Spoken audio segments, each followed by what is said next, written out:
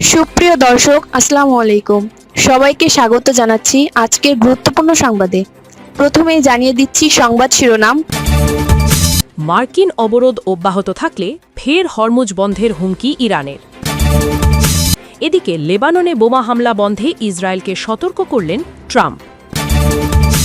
অপরদিকে জোড়া যুদ্ধবিরতি, শান্তির নতুন ভোর নাকি ঝড়ের আগের নিস্তব্ধতা, এবং হরমুজ প্রণালী খোলায় বিশ্বের প্রতিক্রিয়া।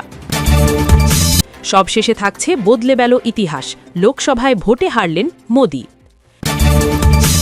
সব খবর সবার আগে জানতে আমাদের ইউটিউব চ্যানেলের সঙ্গেই থাকুন। ভিডিওগুলো মিস করতে না চাইলে এখনই আমাদের ইউটিউব চ্যানেল সাবস্ক্রাইব করুন এবং বেল বাটন ক্লিক করুন। বেল বাটন ক্লিক করার ফলে আপনার স্মার্টফোন বা কম্পিউটারে স্বয়ংক্রিয়ভাবে ভিডিওগুলোর নোটিফিকেশন পৌঁছে যাবে। এখন চলুন বিস্তারিত দেখা যাক। মার্কিন অবরোধ অব্যাহত থাকলে ফের হরমুজ বন্ধের হুমকি ইরানের। যুক্তরাষ্ট্র ইরানের বন্দরগুলো অবরোধ অব্যাহত রাখলে হরমুজ প্রণালী আবারও বন্ধ করে দেয়া হবে বলে হুঁশিয়ারি দিয়েছে ইরান।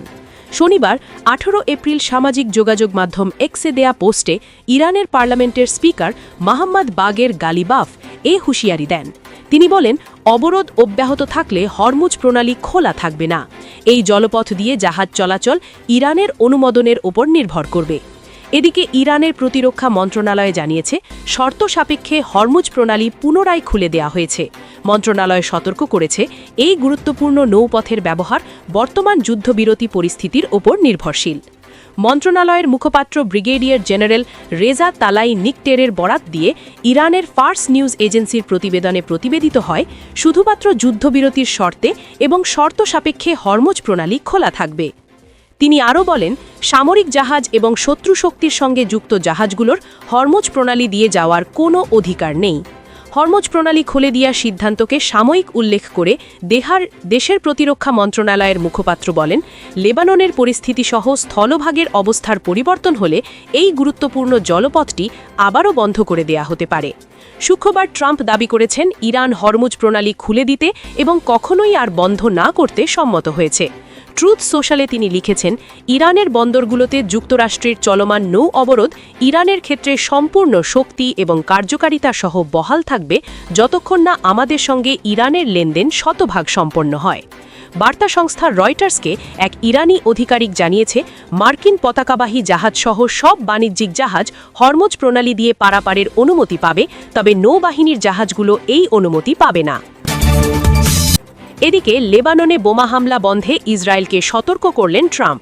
লেবাননে হামলার বিষয়ে মিত্র ইসরায়েলকে সতর্ক করেছেন মার্কিন প্রেসিডেন্ট ডোনাল্ড ট্রাম্প। তিনি জানিয়েছেন, লেবাননে আর কোনো বোমা হামলা চালাতে ইসরায়েলকে বাধা দিয়েছে যুক্তরাষ্ট্র। নিজের সামাজিক যোগাযোগ মাধ্যম ট্রুথ সোশ্যালে ট্রাম্প লিখেন, ইসরায়েল আর লেবাননে বোমা হামলা চালাবে না, যুক্তরাষ্ট্র তাদের নিষেধ করেছে, যথেষ্ট হয়েছে। তবে তিনি স্পষ্ট করে বলেন, ইরানের সঙ্গে যুক্তরাষ্ট্রের সম্ভাব্য কোনো চুক্তির সঙ্গে লেবাননের পরিস্থিতির কোনো সম্পর্ক নেই। এদিকে ইসরায়েলের প্রধানমন্ত্রী বেনিয়ামিন নেতানিয়াহুর দস্তর ট্রাম্পের মন্তব্যের তাৎক্ষণিক প্রতিক্রিয়া জানায়নি। তবে এর আগে এক বিবৃতিতে নেতানিয়াহু বলেন, দক্ষিণ লেবাননে ইসরায়েলি বাহিনী এখনও মোতায়েন রয়েছে, কারণ সেখানে তাৎক্ষণিক হুমকি রয়েছে।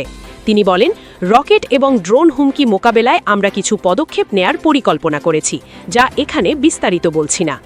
উল্লেখ্য, যুক্তরাষ্ট্রের মধ্যস্থতায় ইসরায়েল লেবানন যুদ্ধবিরতি বৃহস্পতিবার রাত 9টা থেকে কার্যকর হয়।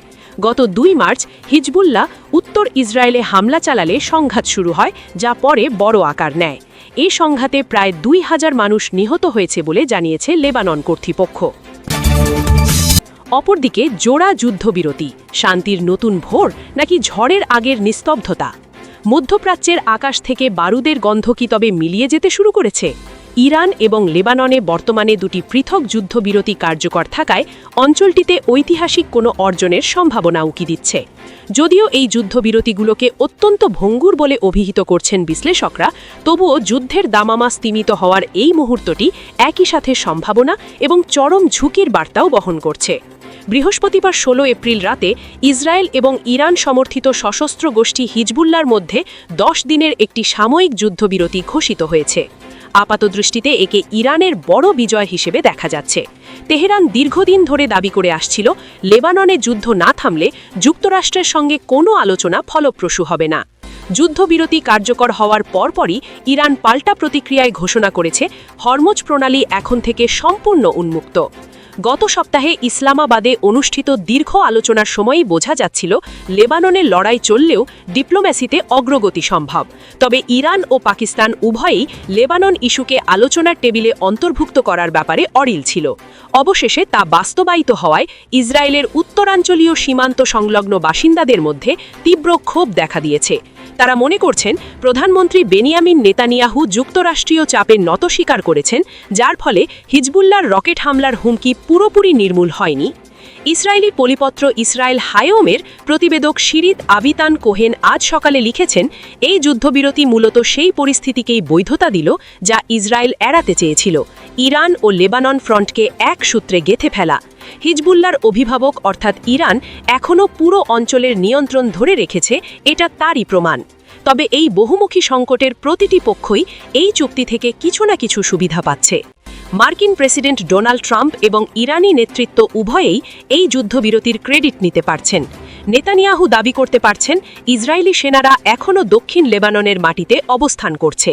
অন্যদিকে লেবানন গণপ্রজাতন্ত্র দীর্ঘ প্রতীক্ষার পর সরাসরি ইসরায়েলের সঙ্গে আলোচনার টেবিলে বসতে পেরেছে।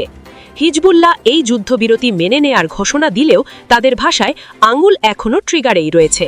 গোষ্ঠীটি সাফ জানিয়ে দিয়েছে তারা এখনই নিরস্ত্র হবে না। হিজবুল্লাহর সঞ্চার নেতা ওয়াফিক সাফা বিবিসিকে বলেন, যতক্ষণ না স্থায়ী যুদ্ধবিরতি হচ্ছে, ইসরায়েল পুরোপুরি প্রত্যাহার হচ্ছে এবং বন্দী ও বাস্তুচ্যুতরা ফিরে আসছে, ততক্ষণ হিজবুল্লাহর অস্ত্র নিয়ে কোনো কথা হবে না। লন্ডন ভিত্তিক থিঙ্ক ট্যাঙ্কের রিসার্চার লিনা খাতিবের মতে, এই যুদ্ধবিরতি ইসরায়েল ও লেবাননের সরাসরি আলোচনার পথ প্রশস্ত করলেও শান্তি চুক্তির পথ অত্যন্ত কণ্টকাকীর্ণ। সীমান্ত নির্ধারণ, হিজবুল্লাহকে নিরস্ত্রীকরণ এবং ইসরায়েলি বাহিনীর প্রত্যাহার, এই তিনটি বিষয় সমাধান করা চরম জটিল কাজ। 1948 সাল থেকে ইসরায়েল ও লেবানন কারিগরিভাবে যুদ্ধাবস্থায় রয়েছে এবং তাদের মধ্যে কোনো কূটনৈতিক সম্পর্ক নেই। তবে লিনা খাতিবের মতে, ওয়াশিংটনে দুই দেশের রাষ্ট্রদূতের সরাসরি আলোচনা প্রমাণ করে লেবানন ধীরে ধীরে ইরানের প্রভাব বলয় থেকে বেরিয়ে আসার চেষ্টা করছে। পুরো বিষয়টি এখন ঝুলে আছে যুক্তরাষ্ট্র ও ইরানের মধ্যে পরবর্তী কূটনৈতিক পদক্ষেপের ওপর। ইসলামাবাদে দ্বিতীয় পর্যায়ে আলোচনা শুরু হলে ওয়াশিংটনের প্রধান লক্ষ্য হবে মধ্যপ্রাচ্যে ইরানের অশুভ তৎপরতা বন্ধ করা, বিশেষ করে হিজবুল্লাহ, হামাস এবং ইয়েমেনের হুথি বিদ্রোহীদের প্রতি ইরানের সমর্থন বন্ধ করা ইসরায়েলের জন্য অস্তিত্ব রক্ষার লড়াই। তবে ইরান তার কয়েক দশকের প্রভাবের হাতিয়ার সহজে ছেড়ে দেবে বলে মনে হয় না। এর বাইরেও রয়ে গেছে ইরানের পারমাণবিক কর্মসূচি এবং হরমুজ প্রণালীর ভবিষ্যৎ। ডোনাল্ড ট্রাম্প দাবি করেছেন ইরানের সঙ্গে চুক্তি খুবই কাছাকাছি। তিনি সাংবাদিকদের জানিয়েছেন, ইস্পাহানে গত বছর বোমা হামলায় বিধ্বস্ত একটি স্থাপনের নিচ থেকে 440 কেজি সমৃদ্ধ ইউরেনিয়াম, যাকে তিনি নিউক্লিয়ার ডাস্ট বলছেন, হস্তান্তরে রাজি হয়েছে তেহরান। যদিও ইরানের বিচার বিভাগ নিয়ন্ত্রিত মিজান নিউজ এজেন্সি একে অস্বীকার করেছে, বলেছে মার্কিন কাছে কোনো পারমাণবিক উপাদান হস্তান্তরের বিষয়ে আলোচনা হয়নি। হরমুজ প্রণালী নিয়েও ইরানের নিজস্ব পরিকল্পনা রয়েছে। তারা ওমানের সঙ্গে যৌথভাবে এই জলপথ নিয়ন্ত্রণের লাইসেন্স কাঠামোর দাবি তুলছে। আপাতত আগামী এক সপ্তাহের জন্য প্রণালীটি খোলা রাখার ঘোষণা দিয়েছেন ইরানের পররাষ্ট্রমন্ত্রী আব্বাস আরাকচি। তবে শর্ত হিসেবে জাহাজগুলোকে ইরানের নির্ধারিত নির্দিষ্ট রুট ব্যবহার করতে হবে। ট্রাম্প এই বাজার পরিস্থিতিকে ইতিবাচক বললেও ইরানের বন্দরগুলোর ওপর মার্কিন অবরোধ এখনও বহাল রয়েছে। অতীতের অভিজ্ঞতা বলছে 2015-র পারমাণবিক চুক্তি সম্পন্ন করতে 20 মাস সময় লেগেছিল, যা পরে ট্রাম্প নিজেই বাতিল করেন। ট্রাম্প দ্রুত চুক্তির জন্য পরিচিত, কিন্তু তার উত্তর কোরিয়া সফরের মতো ফলাফল অনেক সময় শূন্যই থাকে। তবে গত 6 সপ্তাহের ঘটনাবহুল পরিস্থিতির পর চলমান এই কূটনৈতিক প্রচেষ্টা কতটুকু টেকসই হবে তা সময়ই বলে দেবে। যুদ্ধ কি সত্যিই থামবে, নাকি এটা কেবল বড় কোনো ঝড়ের আগের নিস্তব্ধতা, সেই উত্তর কারো কাছেই নেই। এবং হরমুজ প্রণালী খোলায় বিশ্বের প্রতিক্রিয়া। গুরুত্বপূর্ণ আন্তর্জাতিক জলপথ হরমুজ প্রণালী খুলে দিয়েছে ইরান। ইরানি পররাষ্ট্রমন্ত্রী আব্বাস আরাগচি ও মার্কিন প্রেসিডেন্ট ডোনাল্ড ট্রাম্প উভয়েই জানিয়েছেন হরমুজ প্রণালী বাণিজ্যিক জাহাজ চলাচলের জন্য উন্মুক্ত। শুক্রবার 17 এপ্রিল আরাগচি জানান, ইসরায়েল লেবানন যুদ্ধবিরতির প্রেক্ষিতে প্রণালীটি সম্পূর্ণভাবে খোলা হয়েছে। অন্যদিকে ট্রাম্প সামাজিক মাধ্যমে এই ঘোষণা সমর্থন করলেও দাবি করেন ইরান নাকি আর কখনো হরমুজ প্রণালী বন্ধ করবে চলবে না। তবে একই সঙ্গে তিনি বলেন, ইরানের বন্দরগুলোতে যুক্তরাষ্ট্রের নৌ অবরোধ বহাল থাকবে। এদিকে ফ্রান্স ও যুক্তরাজ্যের উদ্যোগে প্যারিসে প্রায় 40টি দেশের অংশগ্রহণে এক বৈঠকে সিদ্ধান্ত হয়, যুক্তরাষ্ট্র, ইসরায়েল ও ইরানের সংঘাত শেষ হলে হরমুজ প্রণালীতে নৌ চলাচলের স্বাধীনতা পুনঃপ্রতিষ্ঠায় তারা ভূমিকা রাখবে। হরমুজ প্রণালী দীর্ঘদিন বন্ধ থাকার পর পুনরায় খোলায় প্রতিক্রিয়া জানিয়েছে বিশ্বের বিভিন্ন দেশ ও সংগঠন। নিম্নে সেগুলো তুলে ধরা হলো।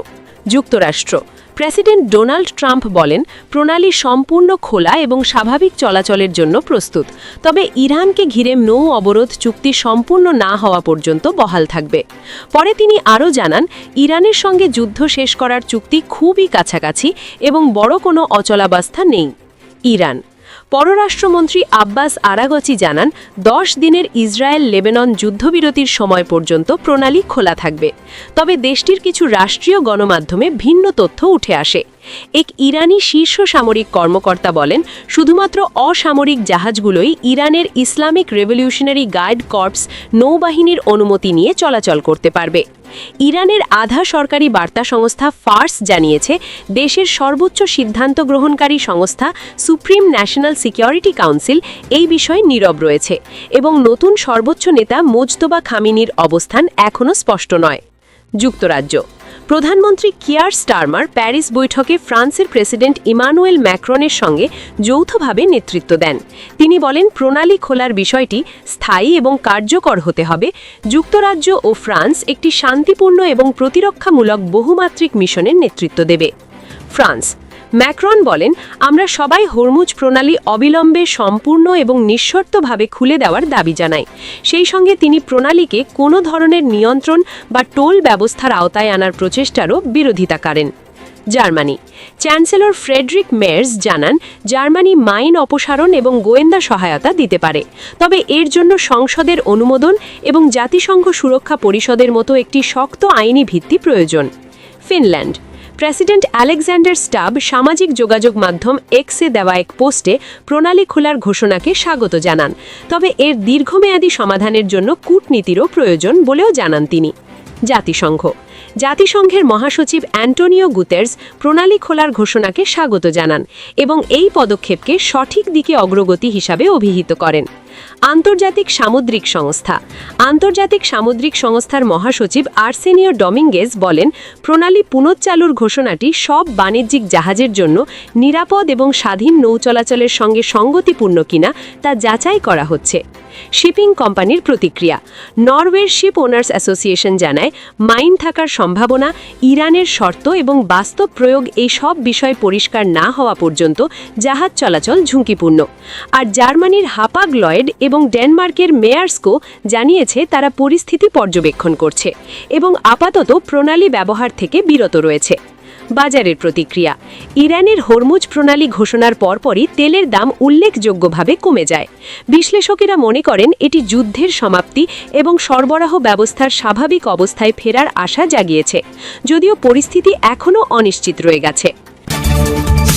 সবশেষে থাকছে বদলে গেল ইতিহাস, লোকসভায় ভোটে হারলেন মোদি। ভারতের লোকসভার ইতিহাসে প্রথমবারের মতো সংবিধান সংশোধনী বিল পাশে ব্যর্থ হয়েছে নরেন্দ্র মোদী সরকারের উদ্যোগ। 2/3 সংখ্যাগরিষ্ঠতা না পাওয়ায় সংবিধান 131তম সংশোধনী বিল 2026 শুক্রবার ভোটাভুটিতে নাকচ হয়ে যায়। ভোটে পক্ষে পড়ে 298টি ভোট এবং বিপক্ষে 230টি ভোট। উপস্থিত ছিলেন 528 জন সদস্য। প্রয়োজন ছিল 352 ভোট। ফলে 54 ভোটের ঘাটতিতে বিলটি পাশ হয়নি। গত 12 বছরে মোদী সরকারের আনা কোনো সংবিধান সংশোধনী বিল এই প্রথম ব্যর্থ হল। সরকার নারীদের জন্য সংসদ ও রাজ্য বিধানসভায় আসন সংরক্ষণ, লোকসভার আসন সংখ্যা 543 থেকে বাড়িয়ে প্রায় 850 এবং নতুন করে সীমানা পুনর্নির্ধারণ বা ডিলিমিটেশন সংক্রান্ত 3টি বিল একসাথে আনতে চেয়েছিল। তবে মূল বিলটি খারিজ হওয়ায় বাকি দুটি আর তোলা হয়নি। বিরোধীরা ডিলিমিটেশন প্রক্রিয়ার তীব্র বিরোধিতা করে। তাদের দাবি এতে জনসংখ্যা ভিত্তিক প্রতিনিধিত্ব বাড়লে কিছু অঞ্চলের রাজনৈতিক ভারসাম্য নষ্ট হতে পারে। কংগ্রেস নেতা রাহুল গান্ধী বলেন, নারীদের সংরক্ষণে তারা সমর্থন দিলেও সেটিকে ডিলিমিটেশনের সঙ্গে যুক্ত করার বিরোধী তারা। ভোটের আগে প্রধানমন্ত্রী মোদী সব দলকে বিলটির পক্ষে ভোট দিতে আহ্বান জানালেও শেষ পর্যন্ত বিরোধীদের সমর্থন না পাওয়ায় তা পাশ হয়নি। পরে কংগ্রেস দাবি করে, নারীর নামে অসাংবিধানিক কৌশল নেওয়ায় বিলটি ব্যর্থ হয়েছে।